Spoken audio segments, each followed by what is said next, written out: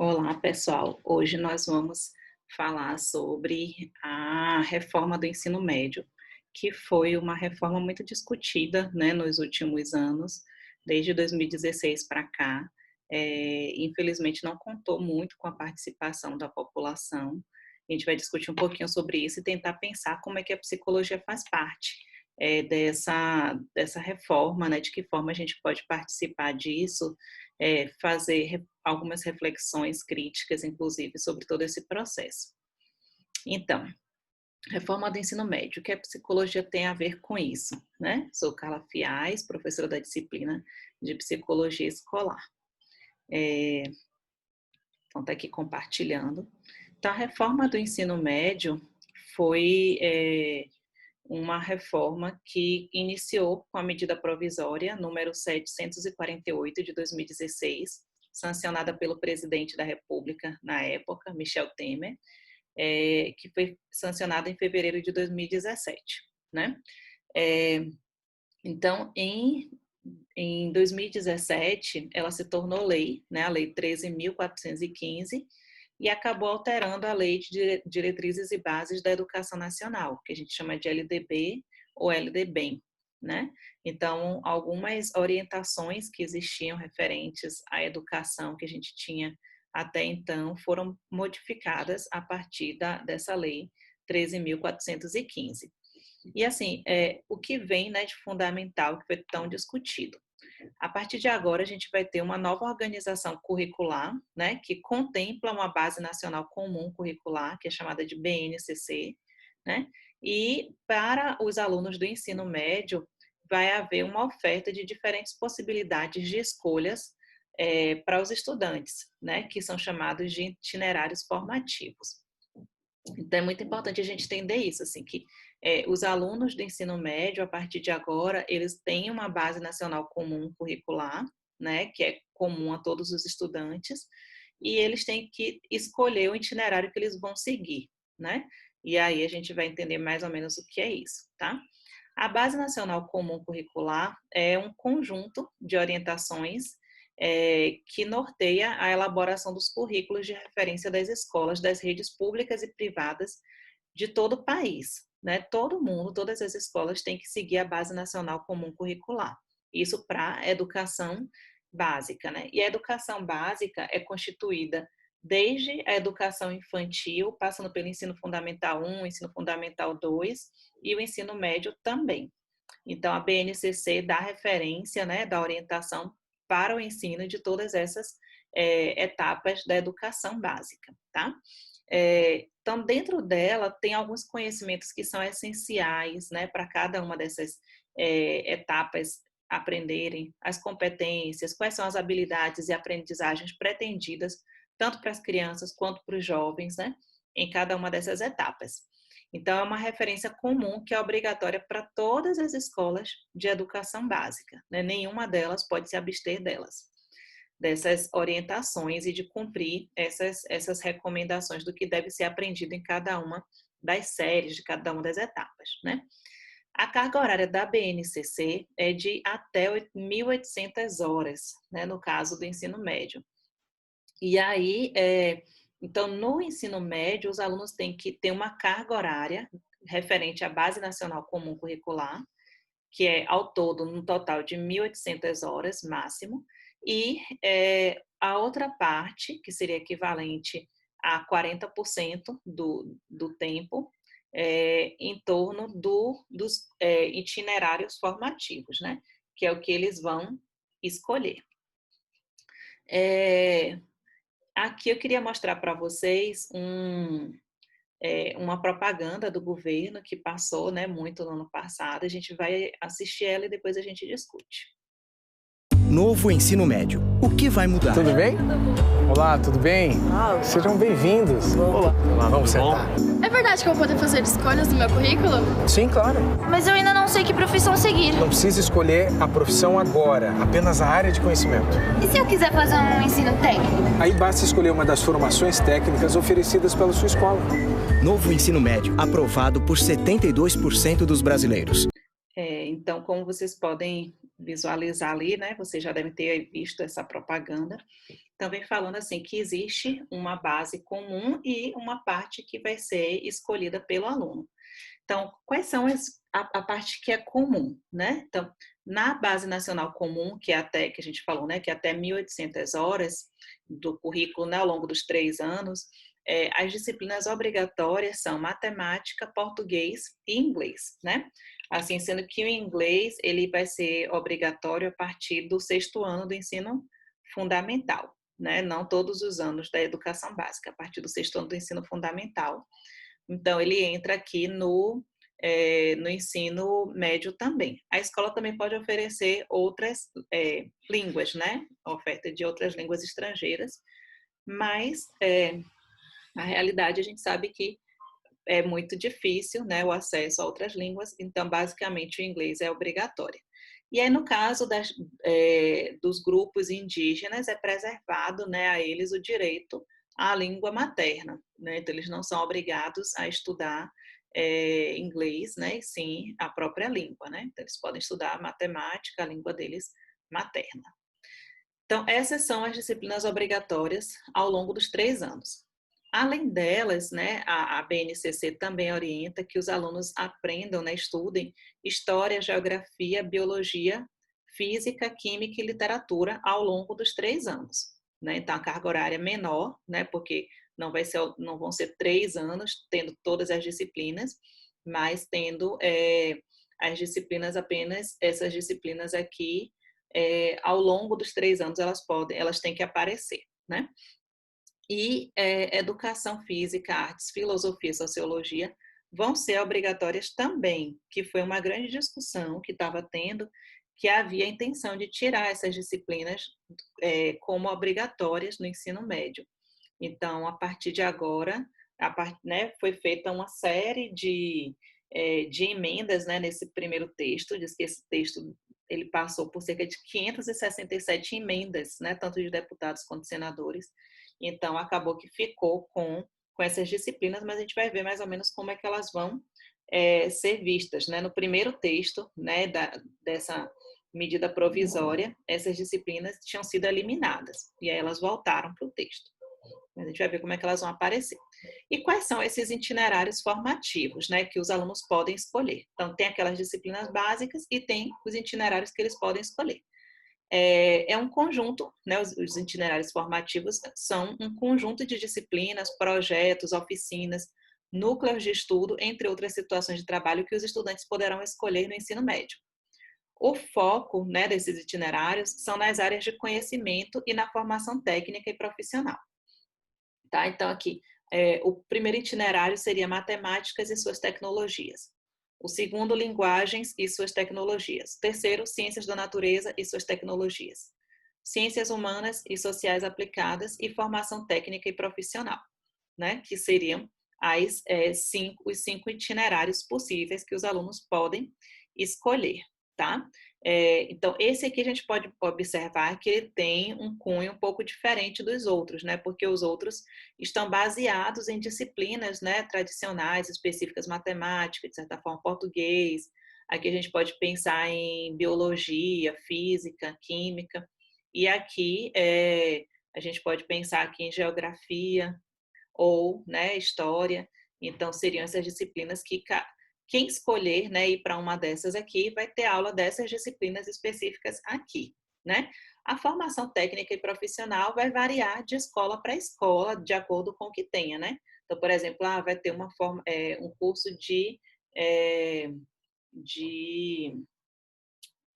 um curso técnico específico, né? Vai ser um curso de engenharia, por exemplo, né? Não é engenharia não, que é um curso superior, mas de desenho, por exemplo, né? Então, aí aquilo vai ser diferente dos outros.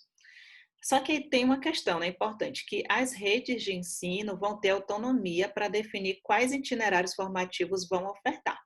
Ou seja, as escolas não são obrigadas a ofertar todos os 5 itinerários para o aluno escolher. Então, essa é uma questão muito importante. Vamos assistir aqui a outra propaganda, que vem falando mais especificamente sobre esses itinerários formativos. Novo ensino médio. Quem conhece, aprova. Eu escolho o que eu vou estudar? Então é claro que eu aprovo. Minha vocação? Sim, eu aprovo. Eu quero. Eu aprovo. Com o novo ensino médio, você tem mais liberdade para escolher o que estudar, de acordo com a sua vocação. É a liberdade que você queria para decidir o seu futuro. Quem conhece o novo ensino médio, aprova. Falava justamente isso, assim, que agora eu vou poder escolher o que eu quero estudar, né? Antes eu não podia, antes eu tinha que aprender tudo igual a todo mundo, e agora não, agora eu tenho que eu posso escolher o que eu quero. E aí a gente já tem aqui um detalhe, né, um asterisco bem grande, dizendo assim que as escolas, as redes de ensino é que vão escolher, né, vão dizer quais são os itinerários que vão ofertar. E aí a gente lembra, inclusive, assim, que o ensino médio, ele é de responsabilidade dos estados, né? Cada estado tem a autonomia para fazer as suas escolhas de qual é o foco que eles vão dar para ofertar esses itinerários, tá? Bom, vamos lá mais um pouquinho. A divisão. Então, a Base Nacional Comum Curricular BNCC vai fazer parte de 60% das matérias estudadas em sala de aula, então 1.800 horas, né, no máximo, e os outros 40%, cerca de 1.200 horas, vão ficar com os itinerários formativos. Então, o restante vai ficar reservado para uma das áreas específicas que o aluno escolher, né? Em 2018, foi homologado o documento da Base Nacional Comum Curricular para a etapa do ensino médio, né, que é exatamente isso aqui que já está disponibilizado, né, o documento que se refere ao que deve ser aprendido no ensino médio. O início da implementação da BNCC nas escolas, ele deveria, né, acontecer a partir do segundo ano subsequente à data de publicação. Então, como foi publicado, né, em 2017, 2018, teve um tempo para as escolas se adaptarem e o esperado era que agora, em 2020, as escolas já estivessem funcionando nesse novo modelo, né? E elas têm até mais 4 anos para finalizar a implementação dessa reforma do ensino médio.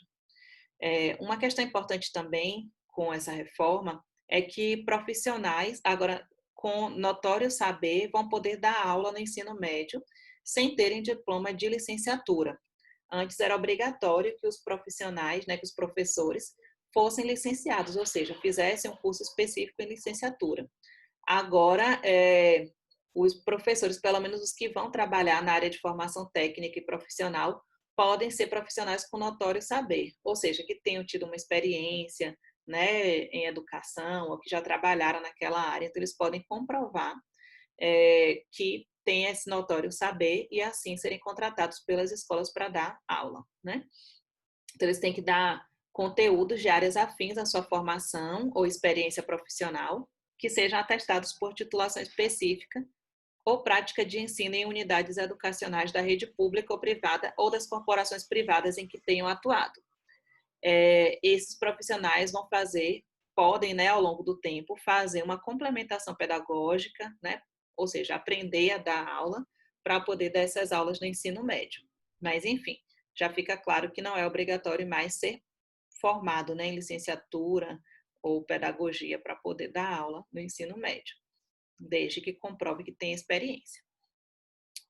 Também vai ser adotado, né, um sistema de créditos no ensino médio. Ele será organizado em módulos e o objetivo é que essas disciplinas, né, que estejam sendo cursadas no ensino médio possa ser usada para aproveitamento no ensino superior.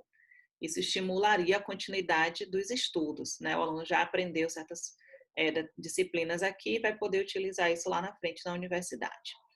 O governo também vai fomentar, né, a implementação dessas escolas de ensino médio e o objetivo também é que elas se tornem paulatinamente em escolas de tempo integral. E aí o governo prevê o repasse de cerca de 1,5 bilhão ao longo de 2 anos para a conclusão, né, dessa implementação. E aí esse auxílio vai durar cerca de 10 anos. Não fica muito claro, né, o texto é assim que está escrito lá, mas é um pouco conturbado o entendimento, mas é mais ou menos isso aí. Seria 1,5 bilhão, cerca de R$2.000 por aluno, para fazer essa implementação e transformação, né, das escolas, né, há um incentivo para que as escolas se tornem escolas de tempo integral. Os recursos, né, do governo federal vão ser repassados às secretarias de educação do Estado, que ter que executar o plano de trabalho, né, que foi enviado ao MEC para participar do programa. Outra questão que a reforma do ensino médio traz é que a carga horária aumente. Ela era de 800 horas anuais, né, que é o que a gente tem ainda hoje, mas a recomendação é que ela passe para 1.000 horas anualmente. Acho que esse ano vocês ouviram bastante uma discussão, né, sobre isso, porque agora, por exemplo, que a gente está com as escolas fechadas, né, tem muita discussão sobre como é que vai fazer para completar as 800 horas anuais, né? E, na verdade, com a reforma do ensino médio, a recomendação é que houvesse um aumento para 1.000 horas anuais, divididos em 200 dias letivos até 2022, né? Mas seria essa ampliação da carga horária, né? Ou seja, ao longo de 3 anos, os alunos vão passar a ter uma carga horária maior. Outra questão que o governo, né, como a gente já comentou, né, a reforma do ensino médio orienta, é que as escolas sejam incentivadas a passar a ser de tempo integral, né, passando. As escolas que ficarem com tempo integral vão passar a ter 1.400 horas, né, anuais de aulas, que seria equivalente a 7 horas de aula por dia. E a outra questão, né, que diante desse incentivo, o objetivo é que até 2024 o país deva ter cerca de pelo menos 25% das matrículas da educação básica, né, em geral, em regime de tempo integral, tá? E, enfim, aqui a gente já falou, né, que o conteúdo da BNCC não pode exceder 1.800 horas, né, dessa carga horária. Bom, aqui eu trouxe para vocês sobre a Base Nacional Comum Curricular na educação básica. Então, a gente tem aqui na educação infantil, que é composta por creche, né, pré-escola. Então, aqui vem dizendo quais são as competências gerais que são estabelecidas na BNCC. Então, quem vai trabalhar, por exemplo, com criança, em creche, em educação infantil, tem que pegar lá o documento, estudar direitinho para poder entender, né, quais são o que é estabelecido para a educação infantil, quais são os objetivos de aprendizagem nesse período, né, de vida, porque existem algumas especificidades em cada idade, né? Então, você vai ter creche, né? Depois você vai passar para o grupo 1, grupo 2, grupo 3, de acordo com a escola, né? Cada um tem uma nomenclatura, mas é considerado como pré-escola até os 5 anos, né? A gente vai ter a obrigatoriedade, né, de ensino, né, da criança estar realmente na escola a partir dos 6 anos, que é quando ela entra no ensino fundamental. E aí, no ensino fundamental, a gente vai ter outras especificidades, né? Outros objetivos de aprendizagem para essas crianças. Então, aqui vem tudo detalhado, mais uma vez, né? Tem que pegar lá, é bem extenso o documento, gente, por isso que a gente não fala aqui detalhadamente. Mas aqui vai especificando, né, o que é que as crianças no ensino fundamental 1 e 2 têm que aprender, né, nesse período. Então, tem os anos iniciais e anos finais, que a gente chama de ensino fundamental 1 e fundamental 2. E aí, a gente vem para o ensino médio, que é o que a gente está discutindo hoje, que vai ter, né, as áreas de conhecimento, né, as competências específicas, né, de cada área, e aqui as disciplinas que são obrigatórias ao longo dos 3 anos, matemática e português, e inglês, que a gente viu também, né? E as habilidades que são esperadas de ser aprendidas no ensino médio. Então, a gente vê aqui que é um pouco diferente, né, dos outros períodos. O ensino médio ele fica com uma abertura maior, né, de acordo com as necessidades, né, as especificidades de cada local e também do próprio aluno, tá? E aí, agora que a gente já apresentou mais ou menos, né, a reforma do ensino médio, quais são os principais pontos, a gente vai discutir um pouquinho sobre os benefícios, né, e as críticas a essa reforma, né? A gente pode começar falando, né, uma das críticas é que a reforma ela foi implementada de uma forma muito pouco participativa, né? Ela foi colocada, né, como se fosse primeiro como uma medida provisória, ou seja, sem muita discussão pela sociedade, né? Houve muitas críticas, inclusive algumas escolas públicas foram ocupadas, né, em 2016. Eu acho que vocês devem ter acompanhado no noticiário muitas ocupações mesmo das escolas, teve bastante confusão, na verdade, durante aquele período, né? Inclusive, alguns alunos tiveram que deixar, né, não puderam fazer o Enem foi adiado para alguns alunos por conta dessas ocupações nas escolas nesse período, né, que era um grande questionamento sobre como é que estava sendo feita a reforma do ensino médio sem consultar as pessoas que estariam no ensino médio, né? Então, aqui, mas voltando para cá, né, para os benefícios, né, o que é que traria, né, essa reforma do ensino médio? Primeiro seria o fortalecimento, né, do protagonismo juvenil, né, na medida em que ele possibilita aos estudantes escolher o itinerário formativo que eles desejam aprofundar seus conhecimentos, né? Então, o aluno ele tem que, inclusive, decidir antes de entrar no ensino, logo quando ele entra, né, se matricula no ensino médio, ele já tem que dizer qual é o itinerário formativo que ele vai querer seguir, né, já lá no primeiro ano. O segundo objetivo benefício, aprofundar os estudos nas áreas de conhecimento com as quais se identificam ou em cursos ou habilitações de formação técnica e profissional, né? Então, mais uma vez aqui, ele vai poder se aprofundar desde cedo, né? E isso vai ter como consequência permitir que o aluno tenha mais interesse, né? Mais motivação para poder ir para a escola, para estudar. E isso redundaria também numa permanência maior e melhoria dos resultados da aprendizagem, já que agora ele estava estudando algo que ele de fato quer, né? E não estudar tudo que tinha que ele se sentisse obrigado a estudar, como hoje em dia acontece ainda. Bom, e as críticas, né? As críticas se referem a essa origem autoritária da lei, né? Porque não houve uma ampla discussão popular, né?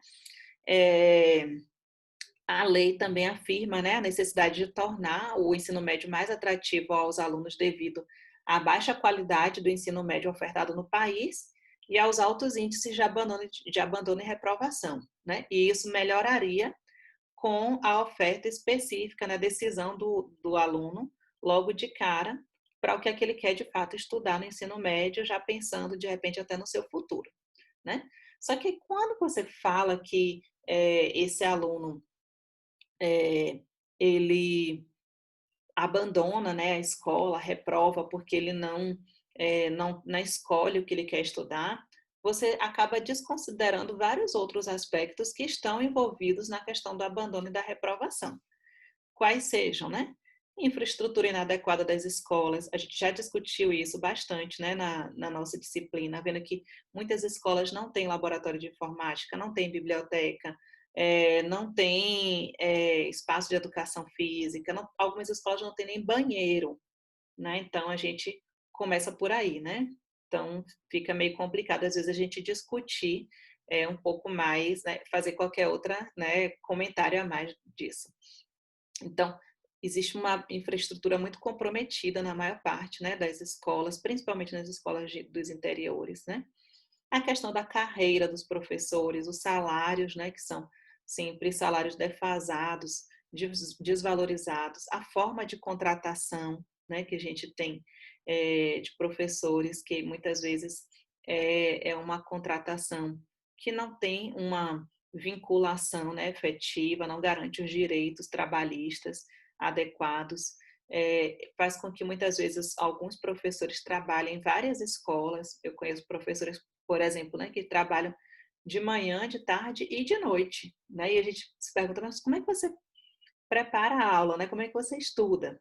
É claro que isso vai ter impacto na qualidade desse ensino, tá? Mas assim, a gente não está falando que a responsabilidade é desse professor, né? Mas isso aqui vai ter a ver muito com o plano de carreira deles, né? Com seus salários, né? Que dificulta a vinculação com uma escola unicamente, né? Muitos jovens, né, no ensino médio acabam se afastando da escola, não porque não queiram estudar de fato, né? Mas porque às vezes tem que contribuir com a renda familiar, né? Às vezes esse valor, esse dinheiro que recebem também serve para satisfazer algumas necessidades desse período da vida mesmo, que se não fosse dessa forma, eles não conseguiriam satisfazer, né? Outros fatores incluem violência familiar, né? Gravidez na adolescência, ausência de diálogo entre docentes, discentes, gestores, né? A própria violência na escola. Então, são alguns fatores citados, né, como estando por trás, inclusive explicitados mesmo pelos próprios alunos, né, como sendo justificando a sua saída, né, o abandono escolar. Outra questão é que a legislação, essa lei, né, ela parece ignorar o fato de que na própria LDB, né, já havia a possibilidade de que houvesse uma parte diversificada do ensino, né, que o ensino não era único, igual para todas as escolas no Brasil inteiro, né? Já havia, né, nas matrizes curriculares um núcleo comum, né, que era comum para todo mundo, e já tinha uma parte diversificada, que era para atender as demandas locais das escolas, considerando a extensão e a diversidade cultural do país, né? O Brasil é gigantesco, então tem suas especificidades. Então já havia uma certa flexibilização, que parece que é ignorada, né, nessa nova lei, né? Como se não existisse isso antes. Bom, outra questão de flexibilização, né? Com a reforma vão haver pelo menos 3 tipos de flexibilização. Por tempo de duração do dia escolar, então o aluno vai definir se ele quer ir para a escola integral ou não, né?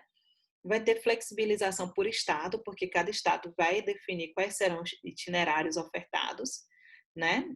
E também pela oferta dos itinerários formativos, né? Então, cada estado vai fazer a definição do que é que vai ser ofertado naquele estado e, em terceiro lugar, cada escola vai fazer a definição do que é que tem ali para ofertar, qual é o prato, né, digamos assim, que eu tenho para ofertar aos meus alunos. E aqui, gente, a gente abre um parênteses muito grande, né? Eu acho que essa reforma do ensino médio, ela vem meio que a calhar, assim, né, a satisfazer uma demanda, uma problemática que a gente já vivia há muito tempo, né? Muitas escolas não tinham professores para todas as disciplinas. Então, por exemplo, o professor de biologia geralmente dava aula de outras disciplinas também, como química, física, ou o professor de matemática dava aula de física também, e vice-versa, né? Então, com essa questão do itinerário formativo, a escola agora vai ter formalmente a possibilidade de dizer que não vai ofertar certas disciplinas, né? Por quê? Porque agora eu vou dar um itinerário formativo na área de humanas, né? E eu não tenho os professores de exatas. Então, eu não vou dar exatas, eu vou dar só humanas. Então, isso permite, né? Garante agora constitucionalmente, né?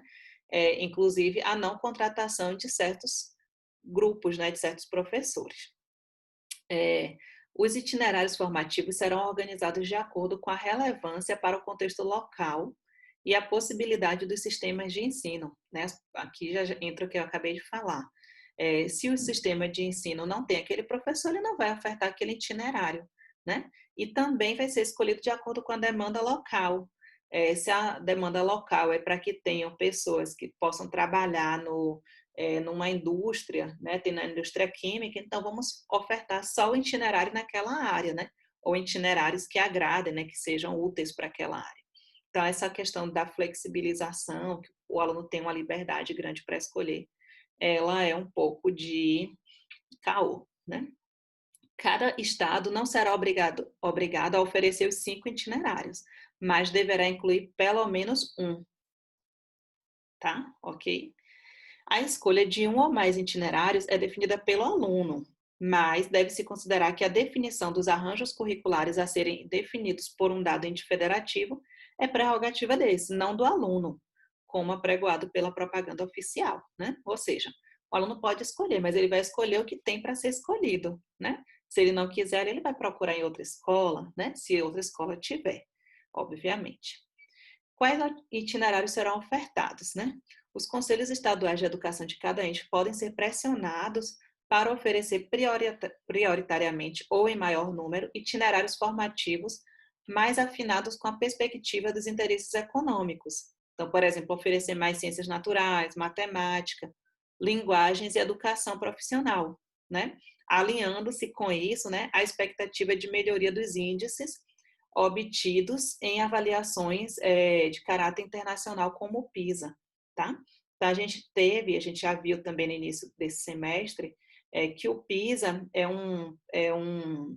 uma avaliação internacional que visa, né, avaliar principalmente os alunos nas áreas de matemática, português e ciências. Então, se você quer melhorar esses índices, e o Brasil tem, né, notas muito baixas nessa avaliação, você pode dizer que vai ofertar só essas disciplinas. Assim, você garante que o Brasil possa ser avaliado internacionalmente de uma forma melhor do que tem sido hoje em dia, porque os alunos estão, na verdade, estudando só isso. Bom, educação física, arte, sociologia e filosofia. Lembra que a gente falou que agora que o pessoal queria tirar essas disciplinas no início, né, no primeiro texto, e depois mudaram, resolveram incluir? Só que, assim, essas disciplinas, na verdade, elas não têm que ser ofertadas necessariamente como disciplinas, e sim como estudos e práticas. E aí a secretária executiva do MEC, na época, explicou o seguinte, que não é o componente curricular dessas disciplinas que é obrigatório, e sim o ensino de sociologia, filosofia, educação física e arte, em atividades que podem ser dentro de uma disciplina específica ou em projeto interdisciplinar. Ou seja, pode ser que você não tenha nenhuma dessas disciplinas especificamente no ensino médio, mas que esses temas, eles sejam trabalhados de forma transversal, né, em outros projetos, né? Então, pode fazer uma disciplina só com tudo isso aqui, dizer que está tudo dentro. Então, são formas de dizer que estão abarcando, né, todas as disciplinas. Isso aqui foi fala, tá, da Maria Helena Guimarães de Castro. Então, assim, pensando, né, e aí o que é que acontece? É legal, não é, né? Para o aluno, muitas vezes quando vê assim, agora eu não preciso estudar todas as disciplinas daquela forma como se estudava antes. Pode ser interessante para ele, atraente, porque ele pensa que vai condensar um pouco, né, o ensino dele, né? Mas o aluno às vezes não tem noção das consequências futuras dessa especialização precoce, né? Ele ainda nem estudou as disciplinas do ensino médio para poder saber o que é que ele gosta, né? Ele não viu física, ele não viu química, né? Para ele já decidir antecipadamente se ele quer estudar aquelas disciplinas ou não.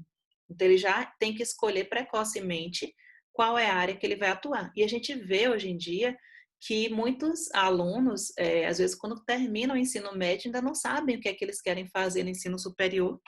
Imagine eles tendo que escolher isso já no ensino médio, né? Então, assim, uma vez que essa política ela foi estabelecida, eu acho que é uma área, inclusive, para discussão, né, com os alunos, para discussão com a escola, antes deles entrarem no ensino médio, né? A gente pensando numa orientação vocacional, né, ou profissional, antes mesmo do ensino médio, né, para que o aluno já possa ter uma noção melhor do que é que tem à disposição, né, caso haja esses diversos itinerários formativos. Então, seria uma possibilidade de atuação da psicologia, né, auxiliar esse aluno a entender, né, o que é que ele vai estudar, quais são as possibilidades, o que é que significam essas disciplinas, quais são as consequências, né? Por que que é interessante, às vezes, ter uma variedade grande de disciplinas ao longo do ensino médio. E aí a gente faz também uma outra crítica, né, que quando você tira, né, as disciplinas, de fato, né, de sociologia e filosofia da grade obrigatória, né, a gente entende que essas disciplinas elas têm um caráter mais questionador para os alunos, né? Talvez sejam elas que muitas vezes provoquem, né, muitas manifestações, muitos posicionamentos críticos, e que sem elas talvez o ensino médio tenha um caráter mais adaptador, né, desse jovem.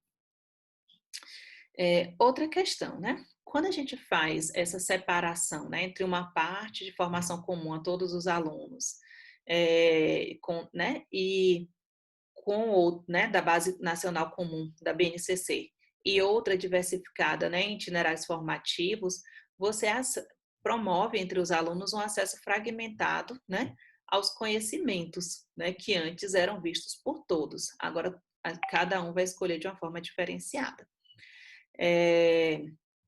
E também dá a impressão para o aluno de que ele pode escolher, né, que o ensino médio agora está mais atrativo porque ele pode escolher. Mas, na verdade, a gente já viu que isso é na teoria, né? Na prática não é bem assim. Com relação ao tempo integral, também a gente vai ter essa diferenciação, né? Alunos que vão estudar em tempo integral, porque é o que a escola, né? O que o MEC, né? O governo define como objetivo, que essa escola ela seja ampliada. Mas ela não considera também que a educação em tempo, né, integral, ela tem que ter alguns fatores presentes, né? Por exemplo, a questão da infraestrutura, né? Que a gente já comentou, as condições de trabalho e de carreira dos docentes, se vai ter oferta de alimentação adequada aos alunos, se a gente vai ter escolas suficientes, né? Porque, por exemplo, as escolas hoje em dia, elas funcionam em 2 turnos, né? Então, um grupo de manhã, outro grupo à tarde. Agora, a gente teria que ter meio que o dobro de escolas, né? Ou pelo menos aquelas escolas que estão fechando, né? Teriam que ser reabertas, já que os alunos ficariam em tempo integral na escola. Aqui tem até uma questão de nomenclatura, tá? Que a gente às vezes fala assim, escola integral, né? É diferente de escola de tempo integral, né? Porque a escola integral tem algumas discussões que falam assim, o que é que esse aluno aprende? Ele aprende sobre tudo, não só sobre os conteúdos formais, mas ele aprende também sobre a questão ética, né? Ele vai aprender sobre o fazer, sobre o ser. Então, seria uma escola que forma integralmente o ser humano. A escola de tempo integral está se referindo especificamente ao tempo, não significa que ela vai dar uma formação em várias áreas diferentes. Bom, e a gente ainda tem uma outra questão, né, que é a do trabalho, né? Alguns alunos no ensino médio trabalham, né? Então, esses alunos, por exemplo, não conseguiriam estudar na escola em tempo integral, né? Muitos deles, inclusive, são deslocados, né? Se deslocam para o ensino noturno ou acabam abandonando a escola porque não conseguem conciliar o trabalho com a escola. Então, a gente vai ter uma diferenciação entre alunos que estudarão, né, em tempo integral e aqueles que estudarão em tempo, né, à noite, ou aqueles também que acabarão desistindo da escola. Então, é isso, gente. A reforma do ensino médio, ela traz, né, algumas mudanças no funcionamento da escola. Como a gente viu, já era para estar em funcionamento, né? Houve uma discussão muito grande, a sociedade aceitou muito pouco essa reforma e talvez por isso a gente não esteja vendo ela dando prosseguimento, mas ela está aprovada, então, por conta disso, a gente pode pensar, né, de que forma a psicologia pode atuar nessa área. E a gente teve, né, eu convidei 2 alunos da FASB, né, que formaram uns 2 anos atrás, eles fizeram um trabalho muito interessante, que foi uma escola de tempo integral aqui em Barreiras, para entender um pouquinho qual era a expectativa, né, desses alunos quanto ao trabalho da psicologia na escola, também para falar um pouquinho de como é que foi feita a implementação da escola em tempo integral, né? E aí eu convidei eles para falarem um pouquinho dessa experiência, só que a gente ainda não conseguiu fechar, então nesse momento eu estou sem saber se a gente vai conseguir ouvir essa fala deles, né, para eles contarem a experiência, como é que foi. Resultou no trabalho de TCC deles, e aí mais tarde a gente vai saber se a gente vai conseguir ouvir, né, essa experiência deles ou não, para a gente entender de que forma a psicologia pode contribuir, né, na implementação do ensino em tempo integral e quais são as dificuldades para essa implementação. É isso, por hoje é só e até mais.